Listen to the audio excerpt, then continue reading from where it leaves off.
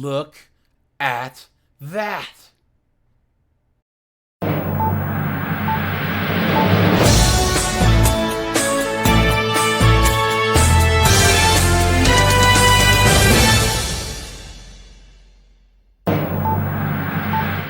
Guys, these chicks are cooked, man. Cooked, right?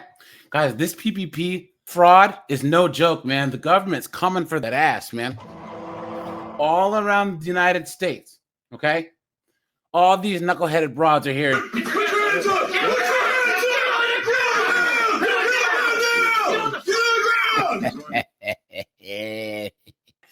Guys, between student loans, right, and PPP fraud, guys, these chicks are going to be trying to get a hold of you guys for some cash, you know? Yes, look at this. Former Houston entrepreneur who moved to Dallas is facing decades in prison for allegedly committing loan fraud. Kristin Finrich submitted a paycheck protection program, those PPP loans in 2020, that may wind up costing her hundreds of thousands of dollars in fines. Look at that. Irving Mejia Alario, who covers business for the Dallas Morning News, joins us now with more on that. Irving, good morning. Hi, good morning. Thank you guys for having me. Is that a man or what? What is that guy? All right. So there were so many people, Irving, who needed these loans to keep their companies afloat. How could something like this happen? It's pretty simple, honestly. I've been covering these PPP loans now for about a year now, and a lot of people submitted them. Here in Texas, I think we had about like 930,000 of these loans come. 930,000. Through and that they got approved. It really wasn't that hard to get approved of them. So long as you had a company and you were being affected by the pandemic, you were pretty likely to get one of these things. But what are they saying that she did that was illegal? Everything. Well, she submitted a loan back in 2020, obviously sort of at the height of the pandemic, and inflated, according to the Southern District of Texas, inflated the employee headcount and monthly expenses of her company. Clearly, Kristin Inc. It was a company that sold jewelry from January 2015 to June 2022. In her application, she allegedly sent the IRS like phony documents and paid someone to help her submit the application. Now, guys, in these clips I'm going to show you, you are going to see that a lot. These people, there's people that took the loans out fraudulently, and then there's people that actually were filling out PPP loans for people. 8-bit banger. What's up, dude? Good to see you, man. You know, here we are early, right, guys? At the end of it all, I think she had $405,000 forgiven in her loans. Now, fair point to her, though. She says that she did not submit the loan personally. So, please, like that matters. So you had freaking a Gloctavia do it for you. Come on, man. The moment she's maintaining her innocence and saying, "Hey, I didn't submit the 941. Somebody else did this thing for me." Yeah, these are all allegations, but do we know what happened or what reportedly happened to the money? Well, it's like in many cases of PPP loans, the money did not allegedly go to where we thought that it was supposed to. The money. Of course it didn't. Of course it didn't. You guys thought that this person would actually use PPP loans for what they were supposed to be used for? You've been had. You've been took. You've been hoodwinked. Bamboozled. Led astray. Run amok. Clown world.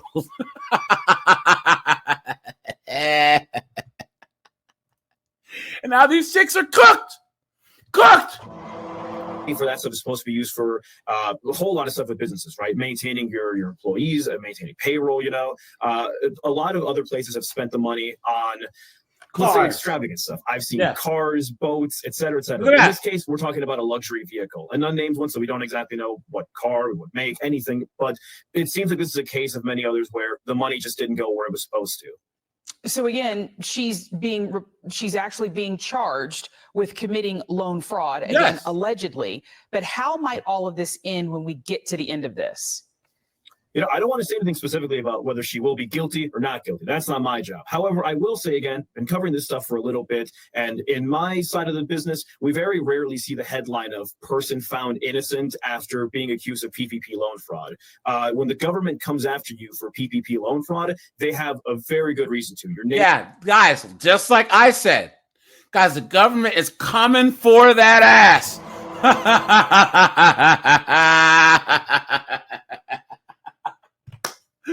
Yo, all around the U.S., guys, I'm telling you.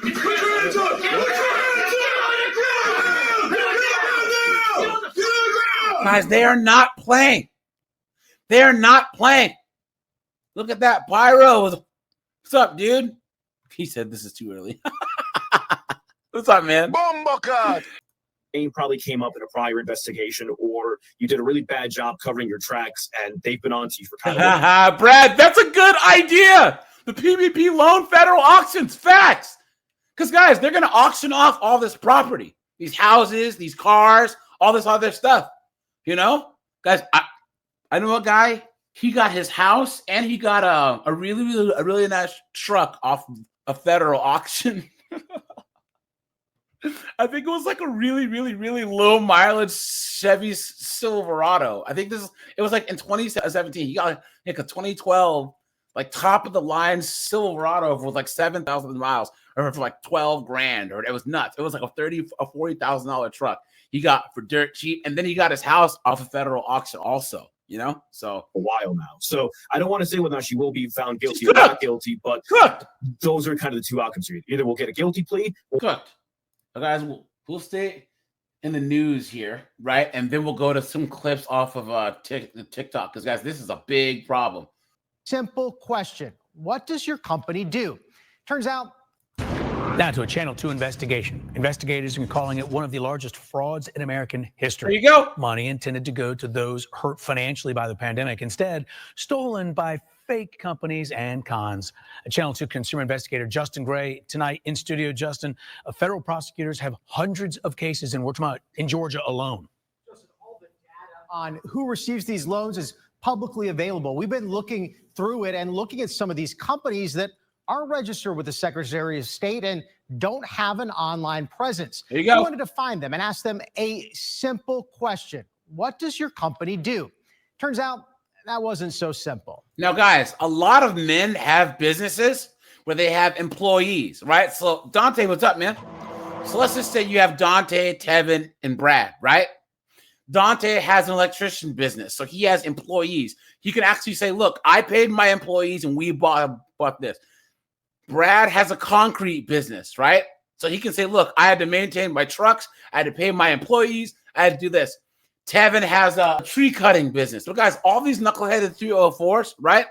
All these knuckleheaded broads, right? The streets. I'm a bitch from the streets. I get that money. I get that money. Bitch, give me what you got. They have nail businesses and weaves businesses with bundles and all this foolishness, right? Selling their crystals and dream catchers and all this foolishness, right? Cooked. I'm trying to reach Money Ain't a Problem Entertainment.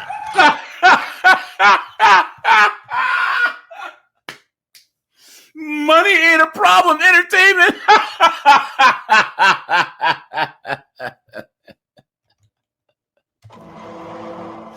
Hey, a money ain't a problem. Entertainment.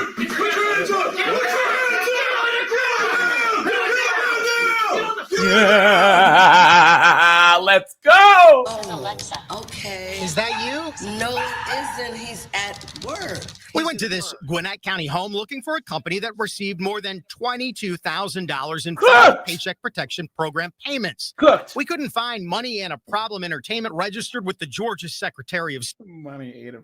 I gotta break out the race card. Come on, man. Come on. You guys know whoever started this looks just like me. State or active online. He received a PPP loan and we can't find any record of the business existing. I'm just trying to understand what it is.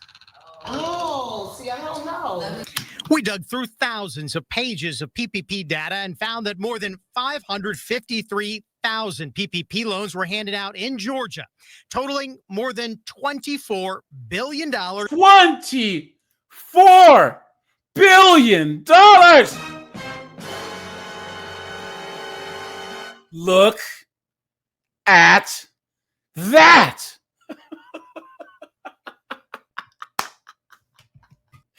TJ, what's up, man?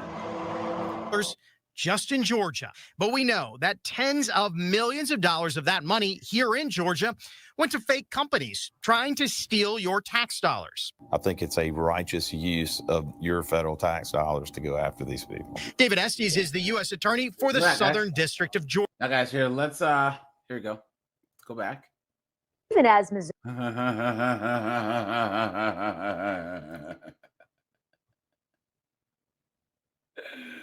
Hold on.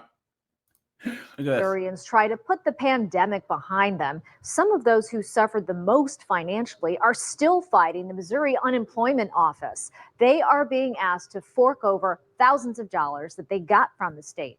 Elliot Davis has tonight's You Paid For It. Lashika Harris is one of thousands of Missourians still fighting the after effects of government help they got to help cope with the COVID crisis. The disabled mom of two received thousands in unemployment pandemic funds through the unemployment office that's under the Missouri Department of Labor. They're trying to make me pay back money that they're saying that I should not have gotten. Because you shouldn't have got it. And guys, isn't it funny? She's talking about how broke she is. She has her nails done. She has her weave done, right? I did everything right. I stayed within the guidelines. She says the state of Missouri is demanding she fork over $8,000. I've spent hundreds of dollars making copies, money that I did not have, making copies to try to prove myself, that I was eligible. The Missouri Labor Department, with the support of Governor Parson, has been trying to collect millions of dollars in pandemic relief funds they claim recipients weren't entitled to. Good. A governor of Missouri. Get that money back. Let's go. Missouri House of Representatives had worked on legislation to try to give families a break. That measure died in the Missouri Senate. What kind of trouble is this causing you? It's caused me a great amount of grief. I mean, I've been in appeals for an entire year. I'm having trouble keeping up with regular everyday responsibilities. One thing's for sure. She says she can't repay $8,000. She's not hearing anything encouraging from the state of Missouri. She called me after running out of options. Why don't you get a job? Look at that, guys. She got the money, and she can't pay it back. You're a bum. Bank accounts shutting down, getting put out their houses, or put stuff like this. And it's very upsetting. It's been emotionally draining. And on top of that, it's been very tough on me. It just has not been. Told you guys, Orange Man's coming for the student loans. He's coming for those PPP loans, right? And the illegals are getting DOS boot. Let's go. This time. And I still have to maintain the household, and I got two girls to look after. I'm trying to be strong for them. I reached out to the Missouri Department. All right, guys, here we go. Here's another one. Here we go. Shelby County records list this home as belonging to Amber Colbert, but it's the same home connected to a business that received a high-profile. Josh, your camera's on, so turn your camera off, and I'll let you up, buddy. Coronavirus relief loan. According to Memphis police, Colbert worked for the police department as a. Joshua, your camera's on. If you want it on, I can bring you up. There you are. What's up, Joshua? How's it going, brother? Dude, man, these PPP loans, man, the government's coming for that ass. This is not a game, dude. People thought this was a game, but now all across the U.S.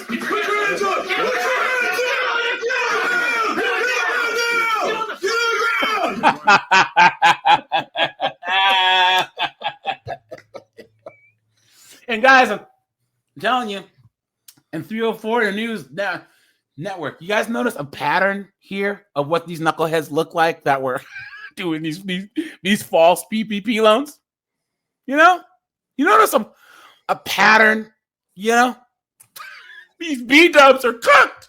They're cooked. They are, guys, I am black. I'm allergic to B-dubs, right? I avoid them like the plague. I really do. So clerk when she forged a pay stub to get a loan earlier this year. MPD said, whoa, hold on. Let's see. A pay stub. Whoa, look. So she got a $100,000 loan. She forged her pay stub to say she made $173,000, $823 a year. Look at that. Shit.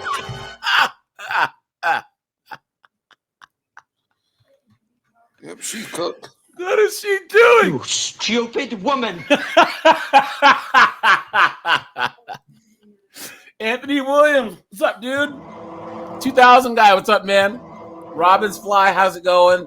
Trevor's here. Trevor, how you been, buddy? Good to see you, man. Earlier this year, MPD says she's been relieved of duty pending the outcome of the internal and criminal investigation. But that's not the only loan Colbert has gotten recently. Federal records from the Small Business Administration show a business in Amber Colbert's name also benefited from the Paycheck Protection Program. It shows she got two $17,000 PPP loans for her children's clothing store that she never had to pay back. Her loans are also linked to this home. $17,500, two of them. Look at that. On Keel Avenue in Uptown. We went there today, but no one answered the door, and we found this sign posted saying the property is vacant. The Department of Justice has cracked down on people nationwide who they say tried to get PPP loans illegally. Just this week, an Oklahoma woman pleaded guilty to... How much you guys want to bet that's the address that they told the court to send the child support order to? So then her baby daddy would get ruled as a parent by default. You know what I'm saying? So trying to get... Look at that. Hold on. Oklahoma woman pleaded guilty to the Western District to the fraud, the PPP. She pleads guilty for a $43.8 million scheme. $43.8 million, guys. Look at that. Cooked. More than $40 million in fraudulent loans. Jesus. We contacted the Small Business Administration and the Department of Justice to find out if they're investigating Colbert's PPP loan in light of her more recent arrest. Stacey Jacobson, WREG, News Channel 3. Cooked. Hi, looking for Ladonna Wiggins. My name's Myra with ABC 13. Tuesday afternoon, we went to a home in Cyprus that court documents state 37-year-old Ladonna Wiggins purchased using money she received from the CARES Act. The document says Wiggins received about $3.7 million after submitting two PPP loan applications for businesses known as Wiggins and Grams Enterprises, LLC, and Pink Lady Line. The document states she used the funds to make lavish personal purchases, this home allegedly being one of them. Hi, looking for Ladonna Wiggins. She's not here. She's not here. When someone finally came to the door, I asked this woman about the allegations that Wiggins supposedly purchased two homes using federal funds meant for business use. This house and apparently a house for her mom. Is that you? No. You're not her mother? No. The court documents go on to mention just how much money she spent and on what. Here's just a few listed in detail in these court documents. Over $78,000 on a 20. Guys, I did drop the link for anyone who wants to come on up, guys.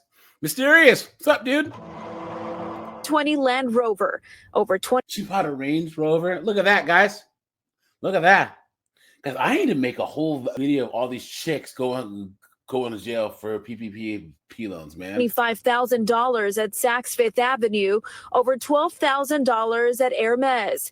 Over $64,000 at Chanel, and $204,000 for a business in Houston, nearly $700,000 for a home in Cyprus, and over $248,000 for a home in Katy. Is there a time that she will be coming home? Actually, she hasn't called me today, so I'm not sure when she's coming back. And how are you related to her? That doesn't matter. We never got a straight answer from the person who opened the door. We did see her moments later get in an SUV and leave. Wiggins has been charged with bank fraud, making a false statement to a bank, and money laundering. She faces up to 30 years in federal prison. Yeah, I don't want nobody to tell my story for me. Ugh, guys, look at this. Ugh. These tattoos, all this. Hey, all you white guys in the chat, they don't want black dudes anymore. These B-dubs, they're after you white guys now. Rajai, what's up, dude? Good to see you, man, as usual.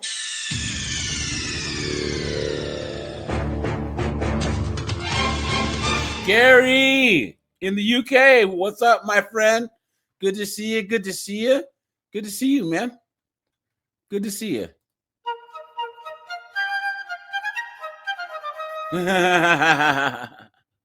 Medical, what's up, dude? For me. So I'm gonna tell it myself. 4 years ago, well, back in 2020, I made a video on TikTok. Here's the video. Guys, you. Guys, she put this video on TikTok. Look at this.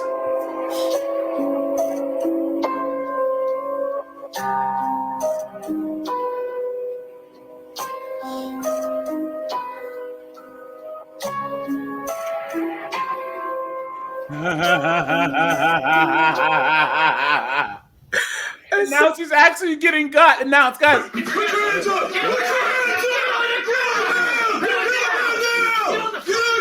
Look at that! Someone who received the PPP loan. I thought that video was funny. And this is an ugly woman, guys. Look at that. Look at that, guys. Yikes, man. Holy shit. Look who got beat with the ugly stick. like, I literally never. It's not only A phone call to who? All right, here you go, guys. Let's do this. Shelby County, right? Even as Missourians try to put the Guys, make sure to drop a like on the stream. Guys, we had 70 people watching. We have 31 likes, guys. Let's hit the like button. I appreciate that. While the feds were pushing out COVID relief cash. Man, homegirl on the left can get it, guys. How you doing?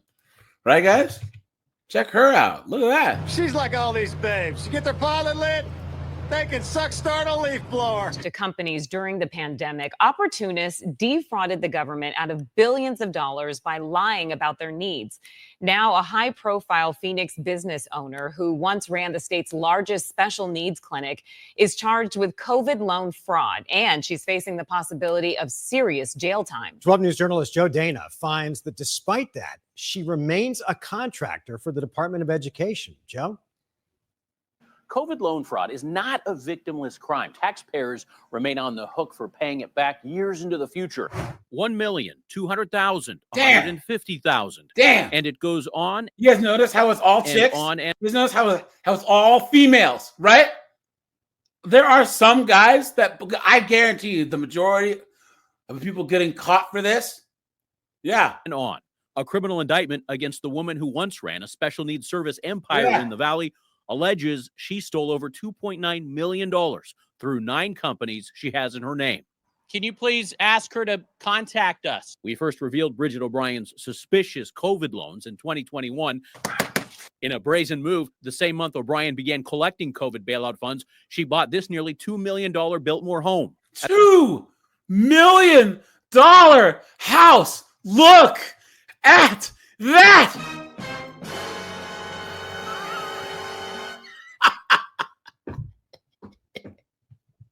At the same time, she still owed therapists who did contract work for her. People were not getting paid for months and months. This indictment, the latest chapter in a truly bizarre journey for O'Brien since we began investigating her in 2018. It's guys, would you leave your kids around this thing? Incredible in the negative way, the impact that she had. At that time, we brought to light evidence of fraud and non-payment of social workers. I want my money. That's it. I don't have any bad feelings toward her. And the state cut off Medicaid payments to her company. Look at that. Then in 2021, O'Brien was caught on surveillance camera stealing a dog in front of the owner's yard. How you gonna steal someone's dog? How you gonna steal someone's dog, man? Are you serious? You tell her she's a goddamn whore. Are you serious? So she's a thief, a liar, and she steals dogs. Guys, this has to be one of the biggest scumbags that we've ever seen. Look at that. She pleaded guilty to theft. It's amazing to get Max back. Oh, For years, poor former puppy. coworkers and therapists accused O'Brien of lying about a cancer diagnosis to avoid her obligations. Is there a reason? Guys, she doesn't even have cancer. She's just wearing the thing. She's faking. Look at that. Reason why she hasn't been able to provide direct documentation of cancer treatment? Your facts are all wrong, Joe. She had a legal heavyweight defending her in court. Her attorney, former Attorney General and current State Superintendent Tom Horn, a longtime acquaintance of O'Brien. Now, the indictment claims O'Brien used one of her companies, Kids A Therapy, to steal $340,000 in COVID funds. Damn. That company remains listed as an authorized tutor for the Arizona Department of Education. And that means it's eligible to receive even more COVID funds. Now, I've asked Superintendent Tom Horn, given O'Brien's history of alleged Medicaid fraud, non-payment of contractors, dog napping, and now this 20-count criminal indictment, whether he thinks O'Brien should be removed as a contractor for the Department of Ed. Horn tells me in a written statement, Miss O'Brien is entitled to her day in court. Look at that, dude. O'Brien is due back in court next month. She has pleaded not guilty. Her attorney has previously told us she obtained the COVID loans under the rules set forth by the federal government.